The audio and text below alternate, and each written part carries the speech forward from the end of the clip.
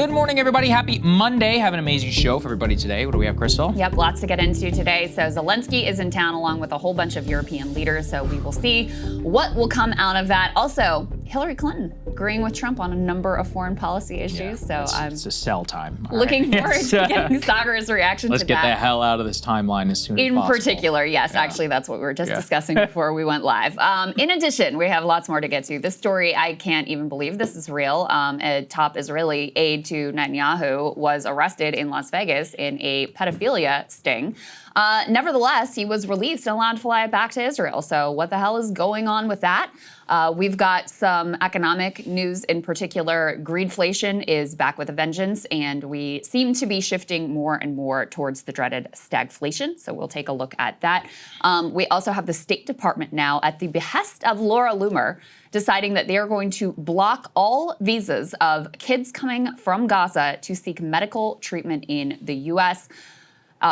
Disgusting move, in my opinion. We will break down how all of this happened and what exactly it means. We've got Pete Buttigieg cleaning up his Israel comments from Pod Save America, which is a pretty interesting sign of where things are within the Democratic Party and how slow Democratic leaders have been to adjust to the sentiment within the Democratic base. And today we will be joined by Seth Harp, who just wrote a book exposing the murders and drug trafficking coming out of Fort Bragg. It is an extraordinary read, and I really think you guys are going to find this very interesting. At its core, it's really a book about the blowback from America's foreign, endless wars and what it has done to our own society. Yes, that's right. About the toll on the people who fought it, about the toll on everybody else, and that's why I think it's really worth talking. We always like Seth. I'm happy to have him again on the show, hoping that all works. Also, we will have the AMA. If it works, we're trying again. All right, so if you want to go ahead and sign up to become a premium member, breakingpoints.com, monthly and yearly memberships. If you can't afford it, no worries. Just go ahead and hit subscribe on this YouTube, on your YouTube button. Is that what it's called right there on the channel? And or if you're listening to this on a podcast, please just go ahead and send the show or your favorite episode to a friend. Give us a 5-star rating. It really helps other people find it. So let's go ahead and start with Ukraine. We had Professor John Mearsheimer break down the exact kind of the meaning of the summit. We have some more details now that are coming out. We know, of course, that President Zelensky is already here in Washington. Almost every major leader of NATO from the European Union will be here in Washington as well for a grand meeting between Zelensky, Trump, and all of them to kind of set the terms. We did get some interesting new revelations on what we could see in any sort of peace agreement from Steve Witkoff, the chief negotiator of the president, who was on television giving some of that away. Let's take a listen. The thesis of a ceasefire is that you'd be discussing all of these issues that we resolved in Alaska. You'd be discussing security guarantees. There's not a person on the European team who didn't acknowledge that we made substantial progress at this meeting. The fundamental issue, which is some sort of land swap, which is obviously ultimately in the control of the Ukrainians, that could not have been discussed at this meeting. We intend to discuss it on Monday. Hopefully we have some clarity on it, and hopefully that ends up in a peace deal very, very soon. You mentioned the Article 5 guarantee of NATO, an attack on one and it's an attack on all. Russia would allow that to happen? No, Jake, that's not what I said. What I said is that we got to an agreement that the United States and other European nations could effectively offer Article 5-like language to cover a security guarantee, which is one of the real reasons why Ukraine wants to be in NATO. We sort of were able to bypass that and get an agreement that the United States could offer Article 5 protection, which was the first time we had ever heard the Russians agree to that. That is an absolutely extraordinary claim, which we really all need to sit with, because Steve Witkoff is claiming that Russia has agreed to some sort of Article 5 style guarantee. I find that very difficult to believe for a number of reasons. Whether you have an Article 5 style guarantee outside of NATO or in NATO, if you have all the countries in NATO absent like Lithuania, actually no, they'll probably give them one, so it doesn't even matter. Slovakia, I apologize, and the United States give you snapback. We will, if one of us attacked, if not all, you're in NATO, okay? I mean, it's like, who cares whether you call it NATO or not? Again, I find that very, very difficult to believe, considering Putin's rhetoric about why that started the war. I guess it's theoretically possible that they would have agreed to it if they could keep significant parts of Ukraine. What's come out of the summit now so far is that Putin is demanding not only the parts of Ukraine, approximately 20% that he already controls, but actually significant parts of the Donbass region, and that would include Ukrainian withdrawal from areas of the front line, including some cities that they already control. Everyone, please keep in mind, the Ukrainian government is like, oh, well, we can't give that up. These cities are rubble, no matter where they control it or not, both for Russia and for Ukraine. It's not like some thriving metropolis that they're just handing over, right? These have been completely emptied and destroyed, ravaged by the war. So that is by far the single most significant thing that has come out. But we should keep in mind, even if that is true, you have to get Zelensky to agree.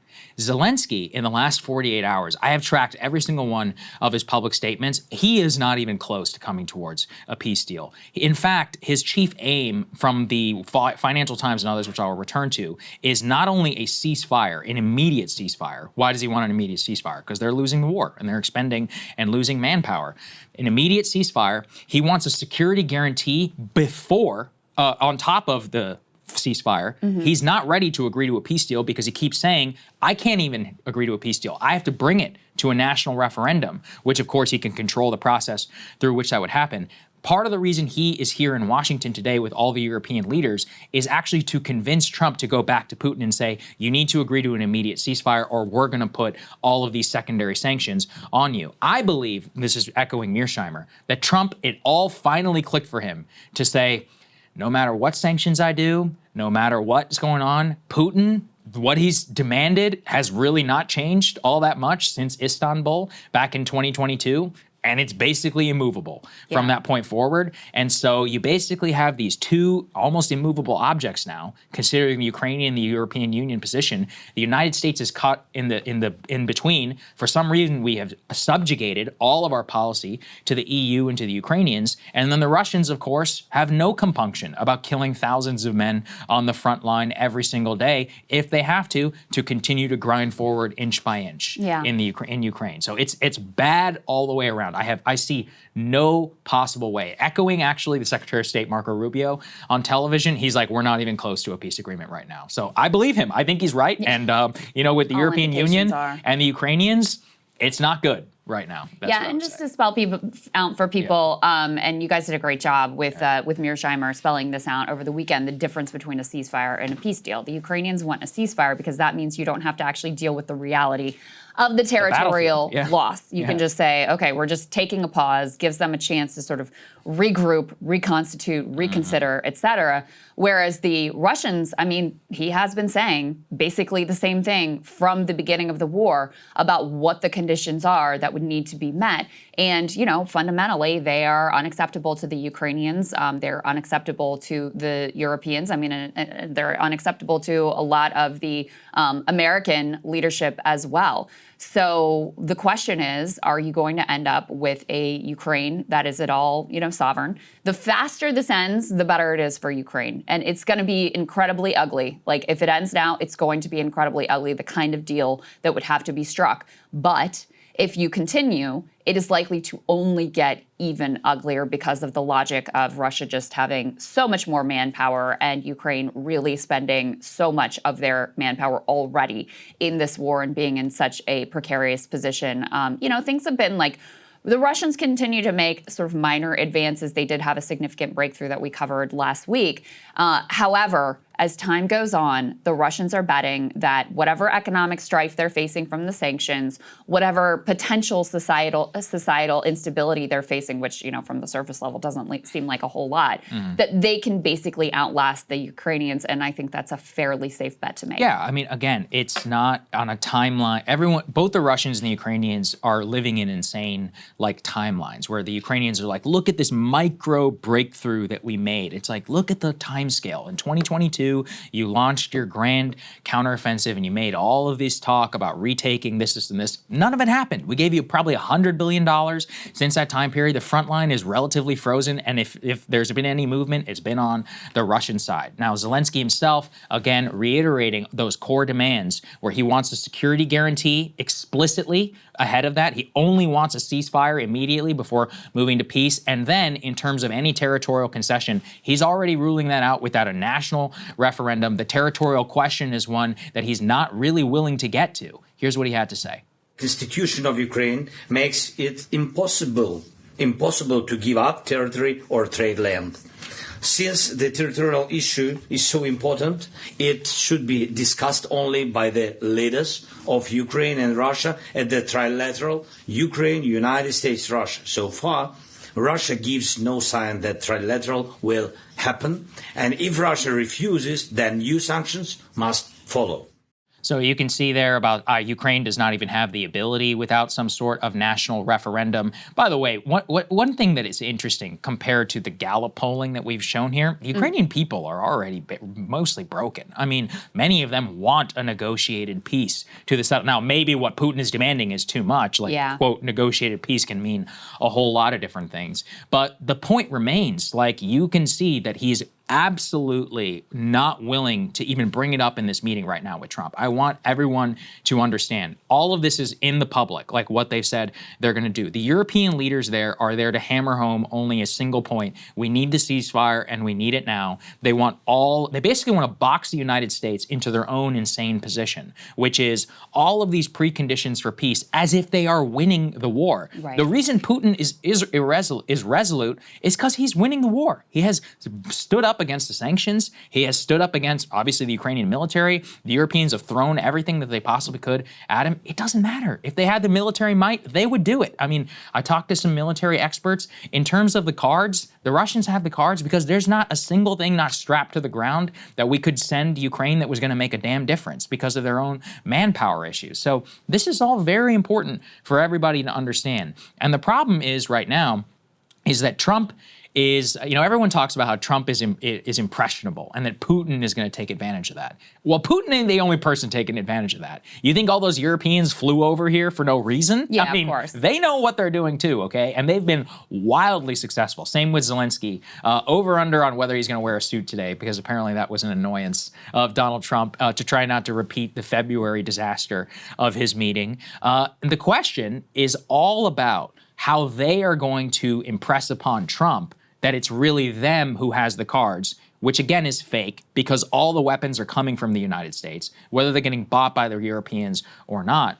But stuck within that is now this most recent Hillary Clinton thing, which I know this all sounds crazy, but I didn't appreciate how important it was so I was watching all day the coverage of the summit.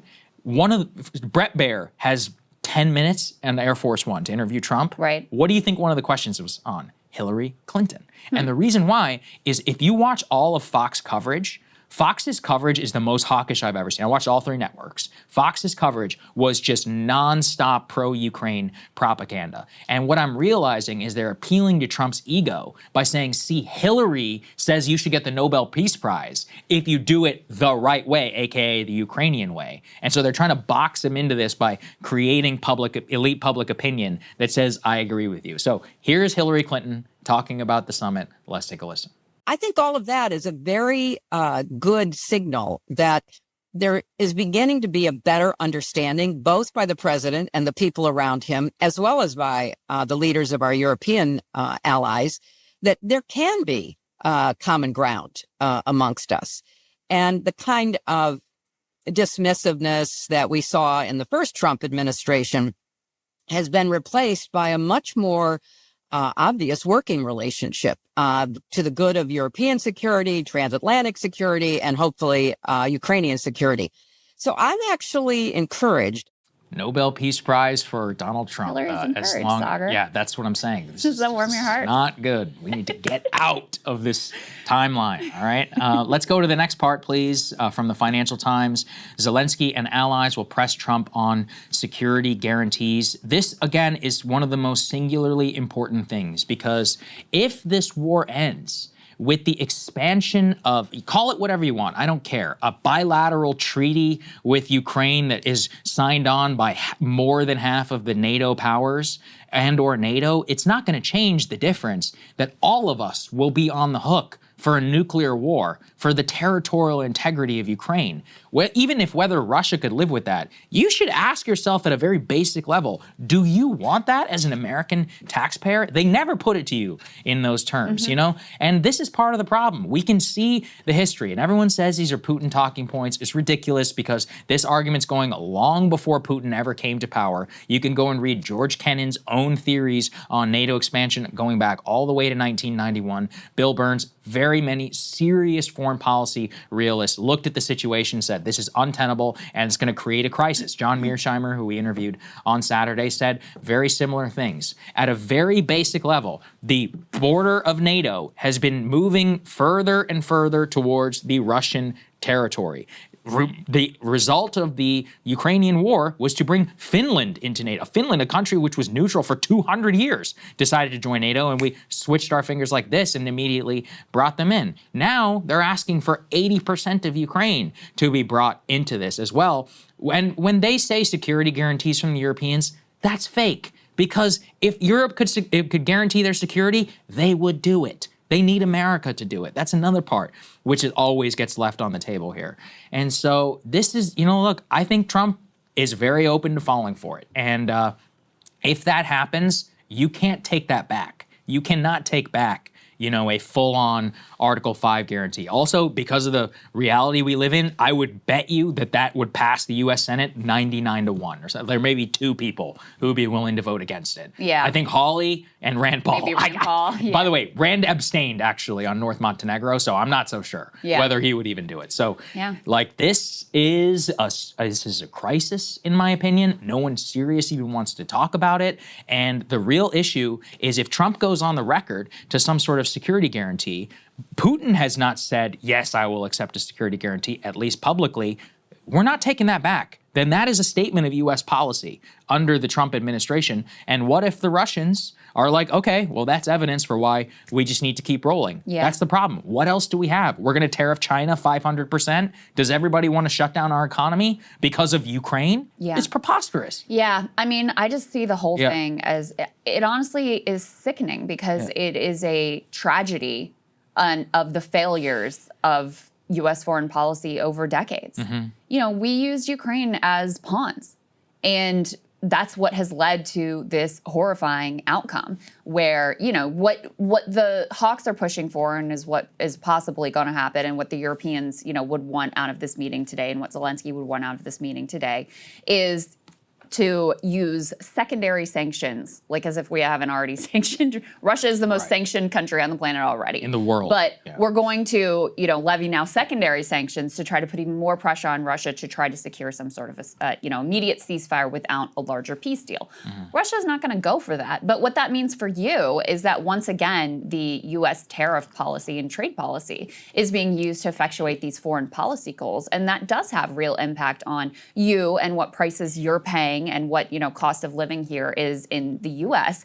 And it's very unlikely to work. I mean, this is the insanity frequently of our foreign policy. I always think about Joe Biden when he was like, we're talking about the Houthi strikes, and he's like, we're going to continue the Houthi strikes. Are they going to work? No. Are they going to continue? Yes. So much of our foreign policy is driven that way. Do you think there's any reasonable expectation here in D.C. that if we levy some more sanctions or, secondary sanctions against Russia, that that's going to somehow magically work? To be honest, I used to think the way you did. I think they are as dumb as they seem, and you think as they believe crazy. It? I mean, okay, this is going to be a deep cut for everybody, but stick with me. But Michael McFaul, I know the former U.S. ambassador to Russia under Obama. I saw him tweet the other day. At least this was not Yalta 2.0.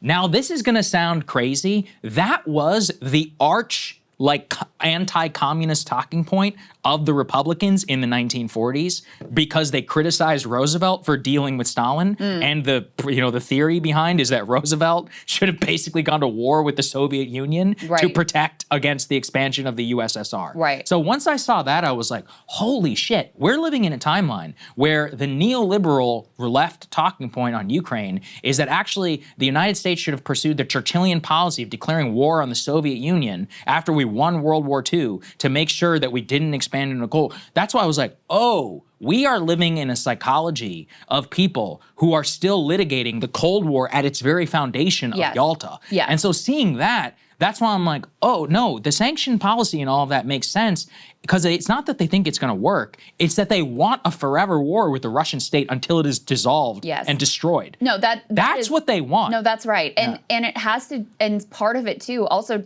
does come back to money because after the Soviet Union collapses, after we had all of this gigantic expansion of the military-industrial complex and the Pentagon spending, the logical thing would be, okay, this superpower rival of ours has now collapsed. We don't have to spend all of these mass amounts of money and fund all of these contractors in the Beltway area to the extent that we have been. We could be spending that money. Oh, maybe people should have health care. Maybe people should have decent wages. Maybe we should invest in some infrastructure for once and, really rebuild the country. No, instead, those people have every interest in saying, no, no, no, you have to continue. They're always a threat. They'll always be a threat. They'll never not be an adversary. They'll never be an ally. You have to always be in this, aggressive, offensive posture towards them. And so the money fuels it too. So that's why I see the whole thing as just such a tragedy and cautionary tale about the U.S. foreign policy that has been pursued for decades across multiple administrations. And, now you end up in this situation, which is truly horrible. There is no good outcome here. There are zero good outcomes in sight. There is not going to be any sort of end that is in any way just for anyone, right? It is outrageous that Ukraine was invaded by Russia. It's really not their fault, It was more us using them as pawns in our imperial game. And now that we get here, I see why Ukrainians would feel like, well, you're the ones who dragged us into this position, so you should be fully backing us up, right? You should be doing what it takes to make sure that our sovereignty and our territorial integrity is preserved. You should be guaranteeing our security because you're the reason, a big part of the reason that we're in this situation to begin with. So I have endless sympathy for the place that the Ukrainians have been dragged to in this situation. And it's not to say to take away agency from Zelensky, to say that there's, nothing that's gone on there as well. But we're the big players in this game, and we have created this endlessly disastrous situation. Here's again where I need to stick with this. Zelensky today repeated the lie that the United States made a security guarantee to Ukraine in 1994. That is complete bullshit. He's referring to the Budapest Memorandum of 94, where the Ukraine now, again, I'm going to choose my language carefully, gave up control of the Soviet Union's nuclear weapons, because they say gave up control of our nuclear weapons. No. Gave up control of the Soviet Union's nuclear weapons. Well, here's news for you, Ukraine. That was a non-binding agreement made by the Clinton administration. Now, when Putin gives one of his long lectures about NATO expansion, what does he cite? He cites how George Shultz and other secretaries of state told him, we will never expand NATO beyond the borders of Germany. That, by the way, is the exact same logic of Putin, who said, the Secretary of State told me that you wouldn't expand, and you expanded. Well, as the Russians well know, in this country, nothing is legally binding unless it passes the United States Senate. It's the same thing with the Budapest Memorandum. So you know what you should do? You should treat then the Clinton administration making a promise that they could never fulfill for the same timeline with the same weight of the United States telling Putin we would not expand NATO. Neither are legally binding. We have a treaty system ascribed by the Constitution in this country. But yet both sides take the word of some previous administration as law that we're supposed to follow. And yet, if I told the Ukrainians, it's like, well, by your own logic, then we never should expand NATO, what would they say? That's a Putin talking point. That's completely non-binding. And then Zelensky, with a straight face, says the same thing. I get it, okay? It's unseemly, the fact that we signed a memorandum and then didn't end up backing it up later on. It's also unseemly to me that we expanded NATO later on, even though we didn't say it, but that's our system. We live in an elected government where different democratic leaders get to make different changes to foreign policy. You have to view it in that context and have to do so fairly, and if you want it changed, then pass it through the Senate. But that's the unfortunate part of all of this. And this is the structure, the superstructure on top of today's talks. It is the biggest NATO propaganda effort in modern times, basically since the expansion and the initial start of the war back in 2022. The goal is to set completely ridiculous and out-of-step parameters for the Trump administration and for the Europeans and the Ukrainians, such that Putin will not agree. They do not want this war to come to a close, period. They are not ready to stomach it. Right. And the net result is probably going to be the Europeans continue to buy our scarce weapons from us, which again are coming from us. Who pays for it almost doesn't matter if the stocks are, is what matters the most. Yeah, the money's not really the issue. And the war will continue day after day after day. Yeah, and the Ukrainian position will further erode day after day after day. I mean, this has really been, well, one of the lessons, again, of this war is we've set all of the conditions for nations to take the lesson of like, keep your nukes or get nukes. Yeah. Number one. And number two, the earlier this conflict was resolved, the better position that Ukraine would have been in. I mean, it still continues to be such a tragedy that we blew up those peace talks that were ongoing in Istanbul, because that would have been the moment when you had the best potential possible outcome from Ukraine.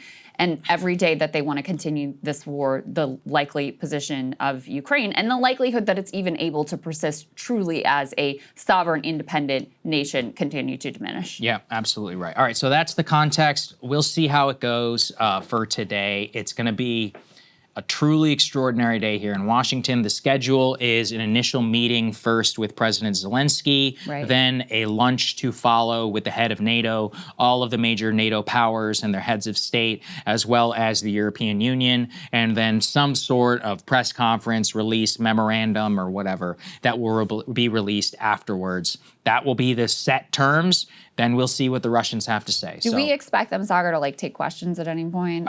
So let me take a look at the schedule just very quickly. And of course, we'll cover whatever. Yeah, we're going to cover everything today, that comes out. I'm sure be leading. Knowing Trump, there's going to be something. So yeah, on his public schedule, there is not currently any public press conference, but there is a press spray. What that means is when Trump is like in the Oval Office and the cameras all come in to ask questions. We have two of those scheduled, one with Zelensky and one actually with the European leaders. So most likely that 3 p.m. press pool in the East Room where they're going to have some sort of big meeting, that is where we will probably see the most significant tape out of today. But we'll see. And as we saw with the Putin summit, things move around, get canceled and stuff all the time. It moves at a very rapid pace. So who knows what's actually going to happen. But that's the context. Hey, if you like that video, hit the like button or leave a comment below. It really helps get the show to more people. And if you'd like to get the full show ad-free and in your inbox every morning, you can sign up at breakingpoints.com. That's right. Get the full show, help support the future of independent media at breakingpoints.com.